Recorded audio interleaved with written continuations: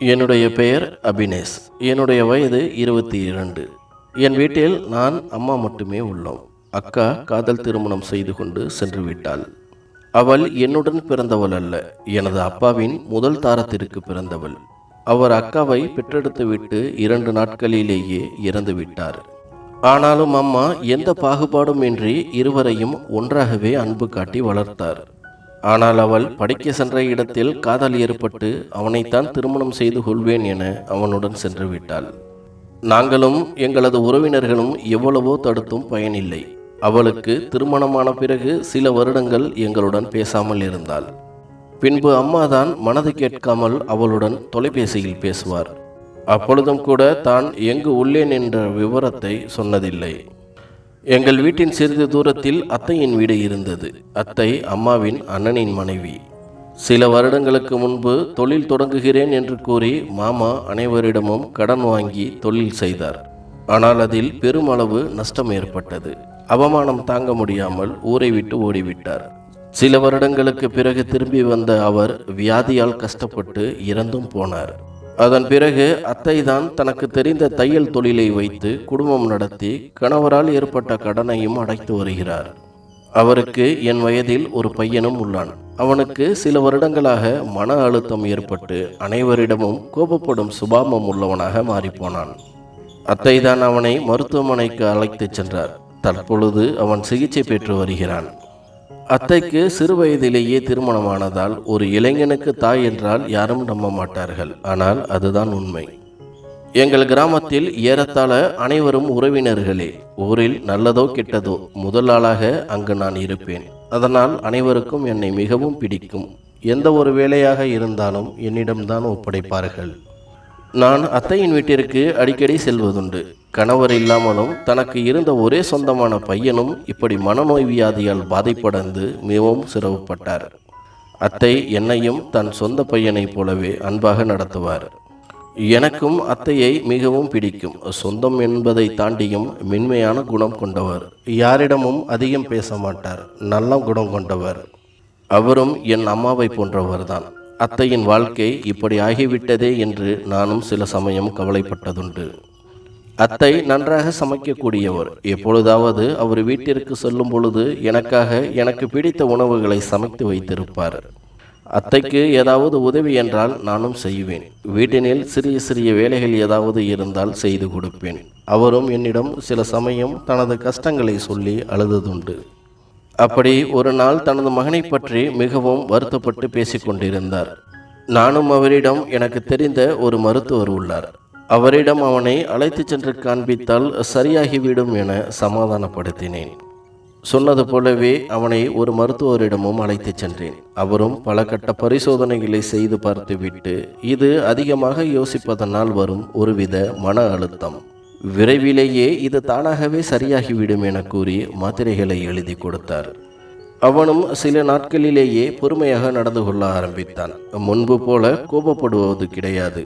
ஆனாலும் யாரிடமும் எதுவும் பேசாமல் தனக்கென்று ஒரு உலகத்தை உருவாக்கி அதில் வாழ்ந்து கொண்டிருந்தான். அத்தைக்கு தனது மகனுக்கு திருமணம் செய்து வைத்தால் இதிலிருந்து விடுபடுவான் என்று நம்பினார்.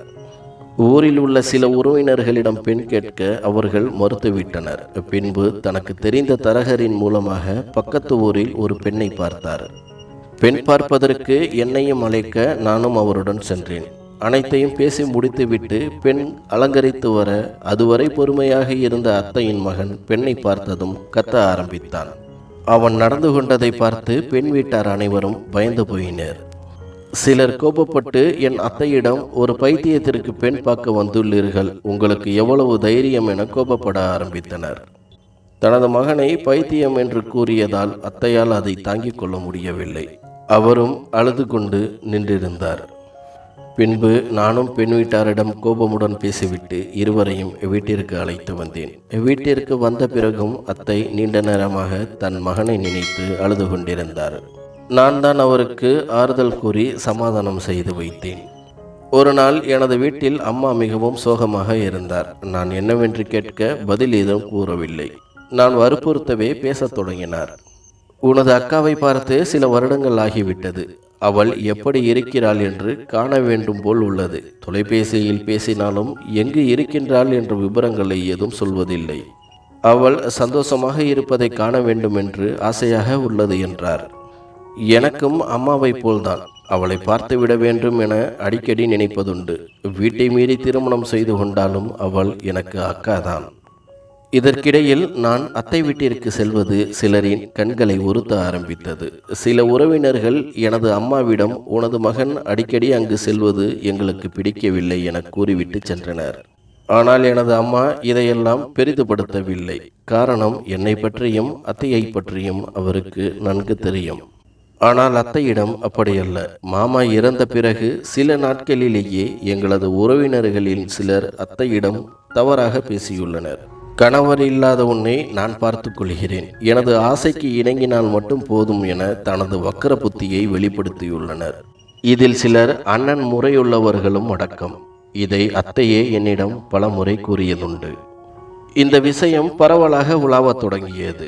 நான் அத்தையிடம் தவறாக நடந்து கொள்கிறேன் என பேச ஆரம்பித்தனர். அவர்கள் பேசிக்கொண்டது எனக்கும் தெரிந்தது. நானும் நன்றியில்லாத மனிதர்கள், இவர்களுக்கு எவ்வளவு உதவிகளை செய்திருப்போம், அதையெல்லாம் விட்டுவிட்டு இப்படி பொய்யான கதைகளை கட்டிவிடுகிறார்களே என மனவேதனைப்பட்டேன். அத்தையும் இதை பெரிதாக எடுத்துக்கொள்ளவில்லை. கணவனை இழந்த பெண்கள் அவர்கள் வீட்டில் இருந்தால் மிகவும் நல்லவள், பாவப்பட்டவள். இதே அடுத்த வீட்டில் இருந்தால் அவள் கேடுகெட்டவள் என நினைக்கும் உலகம் இது. இதையெல்லாம் பெரிதாக எடுத்துக்கொள்ளாதே என எனக்கும் ஆறுதல் கூறி வந்தார். ஆனால் உறவினர்களின் தொல்லை நாளுக்கு நாள் அதிகமாக தொடங்கியது. முன்பெல்லாம் அரசல் புரசலாக பேசிக் கொண்டிருந்தவர்கள் இப்பொழுதெல்லாம் அத்தையிடம் நேராகவே சண்டையிடத் தொடங்கினர். உன்னை போல ஒருத்தியால் எங்களின் வீட்டில் உள்ள பெண்களும் உன்னை பார்த்து கெட்டுப்போய் விடுவர். கணவன் இறந்த பிறகும் உனக்கு உடல் சுகம் கேட்கிறதா என ஏசத் தொடங்கினர். இதை அத்தையால் தாங்கிக் கொள்ள முடியவில்லை.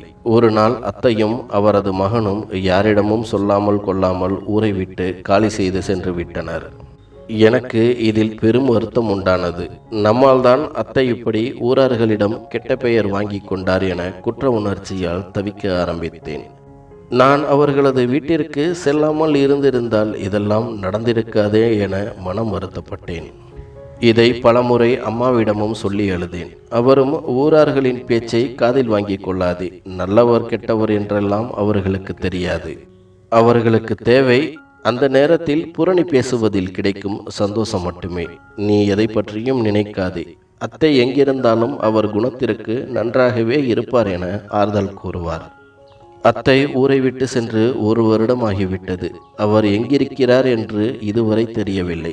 நானும் இப்பொழுதெல்லாம் உறவினர்களிடம் முன்பை போல பழகுவதில்லை. அவர்களுக்கு ஏதாவது காரியமாக வேண்டுமென்றால் என்னிடம் கெஞ்சி கொண்டு இருப்பார்கள். நான் எதற்கும் செவி சாய்க்காமல் எனது வேலைகளை பார்க்க சென்று விடுவேன். ஒரு நாள் அத்தையிடம் இருந்து கடிதம் ஒன்று வந்தது. அதில் ஒரு நகரத்தின் பெயரை குறிப்பிட்டு, நாங்கள் அதில் நன்றாக இருக்கின்றோம். எனது மகனும் முன்பை போல இல்லாமல் முழுமையாக குணமடைந்து வேலைக்கு செல்ல தொடங்கிவிட்டான். அவனுக்கு திருமணமும் நடத்தி வைத்து விட்டேன். அங்கிருந்ததை விட இங்கு வசதியாகவும் மன நிம்மதியாகவும் வாழ்கின்றோம். எங்களை பற்றி நீங்கள் கவலைப்பட வேண்டாம், நாங்கள் நன்றாகவே உள்ளோம் என அதில் எழுதியிருந்தது. அதனுடன் சேர்த்து அவரது முகவரியும் கண்டிப்பாக எங்களை காண வர வேண்டும் என்ற அழைப்பும் இருந்தது. கடிதத்தை பார்த்த எனக்கும் என் அம்மாவிற்கும் பெரும் மகிழ்ச்சி. நாங்களும் நினைத்து கொண்டேதான் இருந்தோம். அத்தை உடல்நிலை சரியில்லாத மகனை வைத்துக்கொண்டு எப்படியெல்லாம் கஷ்டப்பட்டு கொண்டிருக்கின்றாரோ என அவரை நினைத்து பெரிதும் கவலைப்பட்டிருந்தோம். அந்த கடிதத்தை பார்த்த பின்னர்தான் இருவரும் நிம்மதி பெருமூச்சு விட்டோம். நானும் அம்மாவும் அத்தையை பார்த்து வரலாம் என்று முடிவு எடுத்து அவர் குறிப்பிட்டிருந்த முகவரிக்கு தேடிச் சென்றோம். அங்கு அவரது வீடு பெரிதாகவே இருந்தது. இப்பொழுதுதான் வீடு கட்டி முடித்துள்ளார் என்பது தெரிந்தது. எங்களை கண்ட அத்தையும் மகிழ்ச்சியுடன் வரவேற்றார். அத்தையின் மகனும் உடன் இருந்தான். அவனும் எங்களை மகிழ்ச்சியுடன் வரவேற்று நலம் விசாரித்தான். பிறகு கிராமத்தில் உள்ளவர்களை பற்றியும் விசாரித்தான். இது எங்களுக்கு ஆச்சரியம் அளித்தது. அவன் முன்பெல்லாம் யாரிடமும் அவ்வளவாக பேசியது கிடையாது. நாங்களும் அவன் முழுமையாக குணமடைந்து விட்டான் என்பதை உணர்ந்து கொண்டோம். நாங்கள் சிறிது நேரம் பேசிவிட்டு அம்மா மருமகளை பற்றி அத்தையிடம் கேட்க, அவரும் மருமகளே இங்கு வா என குரல் கொடுத்தார். மருமகளை பார்த்த நாங்கள் அதிர்ச்சி அடைந்து எழுந்து நின்று விட்டோம். காரணம், அவள் வேறு யாரும் அல்ல, எனது அக்காதான். அக்காவை பார்த்த அம்மா அவளை கட்டிப்பிடித்து கொண்டு அழ ஆரம்பித்தார்.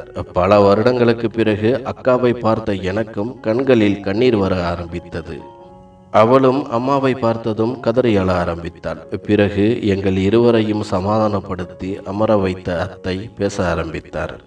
நான் ஊரிலிருந்து வந்த புதிதில் எனக்கு தெரிந்த தையல் கலையை வைத்துதான் குடும்பம் நடத்தி கொண்டிருந்தேன். அதன் பிறகு நல்ல வருமானமும் வந்து இடமும் வாங்கி வீடும் கட்டிவிட்டேன். அப்பொழுது சித்தாளாக வேலைக்கு வந்தவள்தான் உனது அக்கா. அவளை அந்த கோலத்தில் பார்க்கும் பொழுது எனக்கு நெஞ்சம் வெடித்து விடும் போல் இருந்தது. அவளிடம் என்ன ஏதுவென்று விசாரிக்க ஆரம்பித்தேன். அவளும் தான் காதலித்து திருமணம் செய்து கொண்ட கணவன் சரியில்லாமல் தினமும் குடித்துவிட்டு கொடுமைப்படுத்துவதாகவும் அவனது வீட்டில் உள்ளவர்கள் அனைவரும் சேர்ந்து ஒரு வேலைக்காரியைப் போல நடத்துவதாகவும் கண்ணீர் மல்க கூறினாள். ஒரு கட்டத்தில் கணவனும் இவளை தவிக்க வைத்துவிட்டு வேறு ஒருவருடன் சென்று விட்டதாகவும் கூறினாள். அதன் பிறகு அவர்களின் கொடுமை தாங்க முடியாமல் வீட்டை விட்டு வெளியே வந்து தனியாக வசிப்பதாக கூறினாள். நானும் அவளிடம், உனது அம்மாவும் தம்பியும் உனக்காக காத்திருக்கின்றனர், அங்கு போய் உனது புதிய வாழ்க்கையை தொடங்க என்றேன். ஆனால் அவள் கேட்கவில்லை. உறவினர்கள் முன் அவர்களை அவமானப்படுத்திவிட்டு வந்த எனக்கு இதுதான் சரியான தண்டனை என இங்கேயே இருந்துவிட்டாள். அப்பொழுது எனக்கு எனது ஞாபகம்தான் வந்தது. கிராமத்தில் நமது உறவினர்களின் மத்தியிலேயே தனியாக இருந்து நான் எவ்வளவு கஷ்டப்பட்டேன் என்று எனக்கு மட்டுமே தெரியும். அதை போல யாருமே தெரியாத இந்த நகரத்தில் இவள் எவ்வளவு கஷ்டப்பட்டு இருப்பாள் என அப்பொழுதுதான் நான் புரிந்து கொண்டேன். பிறகு அவளை சமாதானம் செய்து என்னுடனேயே வைத்து கொண்டேன். அவளும் சம்மதித்து எனக்கு உதவியாக இருந்தாள். இதற்கிடையில் எனது மகனுக்கும் அவளை பிடித்து போய் என்னிடம் கூறினான். நானும் உனது அக்காவிடம் சம்மதம் கேட்க அவளும் சரி என்று சம்மதித்தாள். அவளுக்கு என் மகனை விட 2 வயது அதிகம்தான். ஆனாலும் அது எனக்கு பெரிதாக படவில்லை. நானும் சிறப்பாக திருமணமும் செய்து வைத்தேன். திருமணமான சில நாட்களிலேயே எனது மகனின் உடல் நலத்தில் முன்னேற்றம் ஏற்பட்டது. என்னிடமும் மற்றவர்களிடமும் அன்பாகவும் பணிவாகவும் நடந்து கொண்டான். பின்பு சிறிது சிறிதாக முற்றிலும் குணமடைந்து விட்டான். இப்பொழுது அவள் கர்ப்பமாக உள்ளாள். உங்களை பார்த்தால் மிகவும் சந்தோஷப்படுவாள் என்று அவளுக்கு தெரியாமல் உங்களை வரச் சொன்னேன் என்றார். எனது அம்மாவும் மகள் பட்ட கஷ்டங்களை நினைத்து வெகு நேரம் அழுது கொண்டிருந்தார். பிறகு அக்காதான், நான் இப்பொழுது மிகவும் சந்தோஷமாக உள்ளேன். கடந்த கால வாழ்க்கையை நான் இப்பொழுதே மறந்துவிட்டேன். உங்களின் பேச்சை கேட்காமல் வந்ததற்கு சரியான தண்டனையும் கிடைத்துவிட்டது. இப்பொழுது இருக்கும் வாழ்க்கையை கடவுளால் எனக்கு கிடைத்தது. அத்தையும் கணவரும் நல்லபடியாக என்னை பார்த்து கொள்கின்றனர். எனக்கு எந்த குறையும் இல்லை. என்னை நினைத்து கவலைப்படாதீர்கள் என அம்மாவை சமாதானப்படுத்தினாள். அம்மாவும் சிறிதாக சமாதானமடைந்து அத்தைக்கு நன்றி கூறினார். அத்தையும், இது என்னுடைய மருமகள், இவளுக்கு எந்த கஷ்டம் என்றாலும் அது எனக்கும் தான், நன்றியெல்லாம் தேவையில்லை, இது என்னுடைய கடமை என்றார். பிறகு நானும் அம்மாவும் 2-3 நாட்கள் அத்தை வீட்டில் தங்கிவிட்டு சந்தோஷமாக மன நிம்மதியாகவும் எங்கள் கிராமத்திற்கு திரும்பினோம்.